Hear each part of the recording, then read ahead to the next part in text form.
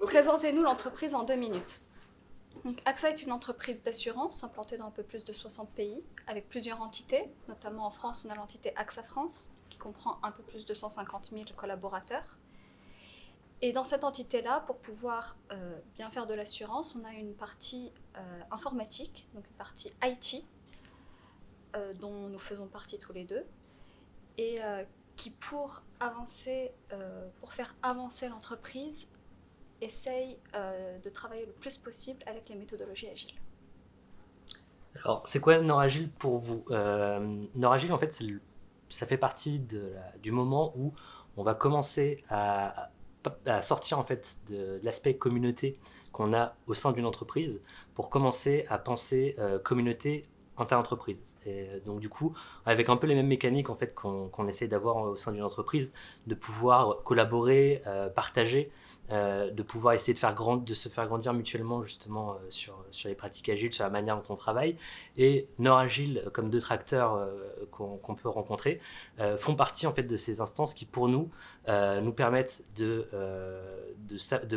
voir un petit peu ce qui va se faire ailleurs, de créer ces réseaux, de pouvoir communiquer, de pouvoir récupérer du savoir, mais aussi de pouvoir le diffuser pour essayer de comprendre un petit peu aujourd'hui où est-ce qu'on en est, comment on peut évoluer et essayer au final de pouvoir travailler le mieux possible. Comment vivez-vous l'agilité dans votre entreprise?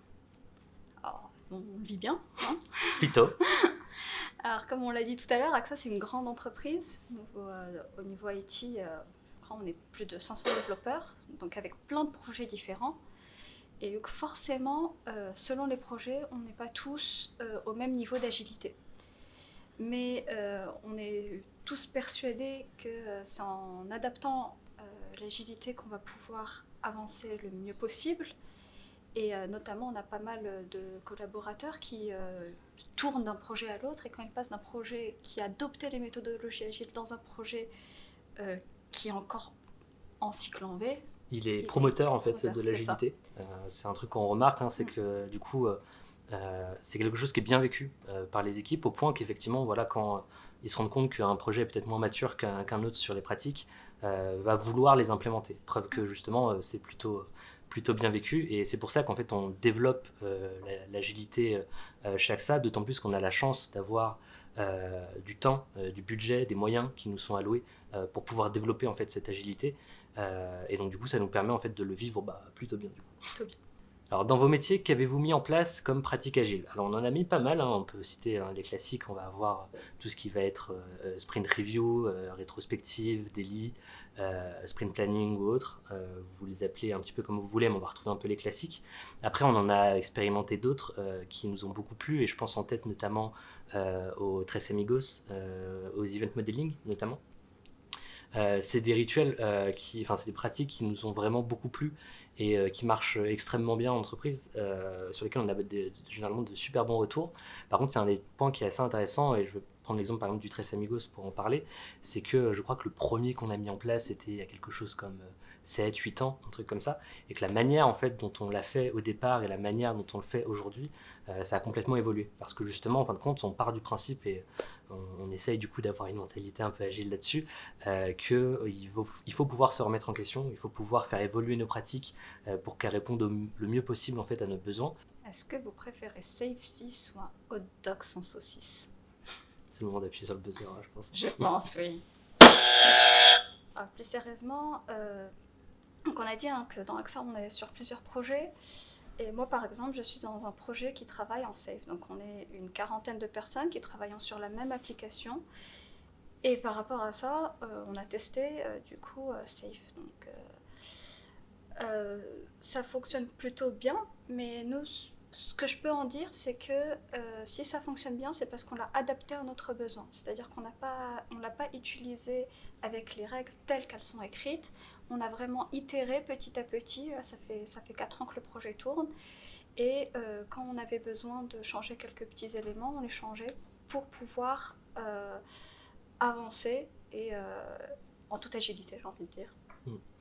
Alors, il paraît qu'il faut de l'assurance pour faire de l'agilité. Effectivement, alors on pourrait même dire que du coup, il faut de l'agilité pour faire de l'assurance. En fait, il y a un des points qui est important d'évoquer sur cette question, c'est que aujourd'hui, une entreprise comme AXA, c'est une entreprise qui est assez énorme, qui a une entité informatique qui du coup a des enjeux extrêmement importants. Et du coup, la question de la manière dont on va concevoir nos applications, nos logiciels, la manière dont on va travailler, elle est au centre de tout en fait. C'est-à-dire que finalement, peu importe la méthode, on arrive à sortir des projets. Par contre, le temps qui va être pris pour les sortir, la qualité de ce qui va être sorti et on va dire les conditions dans lesquelles sont faites, ça va en fin de compte impacter réellement tous les facteurs d'un projet. Et donc du coup, AXA a fait le choix, il y a maintenant une dizaine d'années, de pouvoir se transformer et de basculer vers l'agilité. Et du coup, c'est une transformation qui est encore en cours aujourd'hui. C'est une transformation qui est compliquée dans un grand groupe comme AXA, d'autant plus compliquée qu'on peut avoir des projets avec des contextes totalement différents, des équipes avec des niveaux de maturité complètement différents, des expériences totalement différentes. Et donc du coup, c'est une transformation qui a encore lieu aujourd'hui, qui rencontre son lot de difficultés, mais où justement on essaye tous ensemble de pouvoir s'améliorer. Et ce qui fait qu'aujourd'hui, on a certaines équipes qui effectivement ont des difficultés, mais avec d'autres équipes qui vont avoir un niveau de maturité qui, je pense, ne ferait pas... Enfin, ils n'ont pas à rougir des leaders du marché peut-être en agilité. Mais du coup, c'est fondamental pour nous de pouvoir essayer de transiter vers des méthodes, enfin des pratiques qui vont être celles qui sont prônées par l'agilité, parce que c'est celles qui nous ont convaincus en fait, et c'est celles qui effectivement aujourd'hui nous permettent de réaliser les meilleurs projets dans les meilleures conditions possibles et dans lesquelles les équipes s'épanouissent le plus. Et je pense qu'à nouveau c'est le plus important pour nous. Tu préfères Scrum ou Scrubs? Je dois avouer que j'ai pas vu la série, alors de toute façon, même si je l'aurais vu, ça serait Scrum. Alors moi j'ai vu la série et pour le coup je vais plus choisir la série du coup. Il y a des communautés agiles chez vous? Oui, on a des communautés agiles chez nous. Donc nous dans AXA, on a pas mal de COP, donc Community of Practice, et notamment une COP des Scrum Masters. Donc c'est une communauté qui regroupe l'ensemble des Scrum Masters d'AXA, mais aussi d'autres personnes qui sont très intéressées par l'agilité, la mise en place de l'agilité. Voilà, c'est ouvert. Au sein de cette communauté, on a aussi mis en place à plus petite échelle, donc à l'échelle d'un regroupement de projets, des chapters Scrum Master. Donc ce sont des réunions qu'on fait entre une dizaine de Scrum Masters à peu près pour pouvoir échanger sur les pratiques qu'on a mis au sein de nos projets. Donc par rapport à ces chapters, justement, on a des chapters qui fonctionnent très bien, d'autres qui fonctionnent peut-être moins bien. Et donc c'est l'un des éléments qu'on essaye de travailler un peu plus, de faire passer les messages d'un chapter à l'autre pour justement voir comment améliorer ce partage. Un manager agile, il fait de la gymnastique de haut niveau. Alors, de la gymnastique de haut niveau, effectivement, moi je serais même plus tenté de dire qu'il va plutôt faire un sport collectif de haut niveau. Alors, une équipe de foot, ce que vous voulez.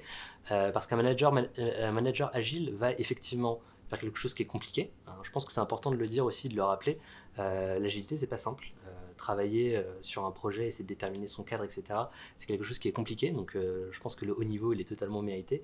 Par contre, le manager agile, à notre sens, ne va pas pouvoir porter à lui seul la responsabilité de l'agilité sur un projet. Et donc du coup, c'est pour ça que je préfère justement essayer de le rattacher à une notion d'équipe, parce qu'il va être un des maillons, en fin de compte, d'une équipe sur laquelle va se reposer cette responsabilité de l'agilité. Et en fin de compte, c'est le collectif qui va permettre de pouvoir atteindre ces objectifs-là, et non pas le manager seul qui va essayer de les pousser dans son coin. Donc est-ce qu'il fait de la gymnastique de haut niveau? Du coup, je serais plutôt tenté de dire il va faire un sport collectif de haut niveau, effectivement. Si je dis RSE, vous pensez quoi? Responsabilité sociale de l'entreprise. Ça paraît pas mal. Ça paraît pas mal, ouais. Alors RSE, nous dans AXA, c'est un terme qui nous tient à cœur.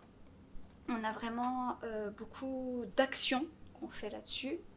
Moi personnellement, il y en a une en particulier sur laquelle je travaille qui est Women Code It. Donc c'est une communauté mixte qui a pour but de promouvoir la mixité au sein de l'informatique et notamment du code.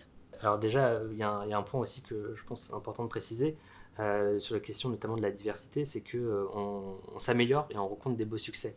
Alors on s'améliore peut-être pas assez vite, diront certains, à raison d'ailleurs, mais par exemple, moi il y a un chiffre que j'apprécie de soulever, c'est que dans notre entité de test, aujourd'hui on est à 47% de femmes et 53% du coup d'hommes dans les internes côté test. Donc c'est des vrais succès qu'on remporte et sur lesquels on continue à s'améliorer et on lâche pas les efforts. Mais effectivement, il y a plein d'autres sujets sur lesquels on travaille et encore une fois, c'est important de le préciser, AXA nous donne énormément de temps et de moyens surtout pour pouvoir développer ça, avec voilà, un pôle de reconversion professionnelle par exemple qu'on va mettre en place pour pouvoir permettre aux gens voilà, de se reconvertir dans les métiers de l'informatique. On a travaillé notamment aussi beaucoup sur l'inclusion pour pouvoir permettre à des personnes porteuses de handicap de pouvoir rejoindre nos équipes et donc de pouvoir nous adapter dans la manière dont on allait les accueillir. On travaille aussi beaucoup, alors on a une association dont j'ai la chance de pouvoir faire partie qui s'appelle AXA à tout cœur, avec laquelle on va mettre en place énormément d'actions justement au sein d'AXA, avec des partenariats avec plein d'autres actions. On pourrait citer la Croix-Rouge, Solfa, etc. Alors à chaque fois avec des axes clés qu'on essaye de mener, que ce soit autour de l'écologie, autour de l'accueil des réfugiés, autour des femmes en situation de précarité, etc. On va mener énormément d'actions et ça peut vraiment aller de la collecte de dons, de matériel, avec un aspect de formation. Par exemple, côté écologie, on a mis une Climate School Academy qui est vraiment un parcours de formation au sujet de l'écologie. On fait également des fresques du climat, des fresques du numérique sur lesquelles on a des formateurs et des formatrices au sein d'AXA. On va également pouvoir permettre justement de mener des actions plus concrètes, comme par exemple de mettre en place des clean walks, etc. Donc c'est vraiment quelque chose qui est au cœur de notre métier et qu'on va également après appliquer sur la manière dont on va travailler en fait dans les métiers de l'informatique. Je te laisse le dernier mot. Je suis Jean-Pierre maintenant. Bienveillance collective. C'est les deux mots, je pense, pour lesquels on peut le plus se rattacher pour bien travailler tous ensemble, pour avancer. Donc, toujours être bienveillant envers les autres pour pouvoir avancer, se donner le droit à l'erreur. Et ce sont des valeurs donc prônées par l'agilité, ce sont aussi des valeurs que nous on adopte en tant que personne et qu'on adopte aussi au sein de l'entreprise.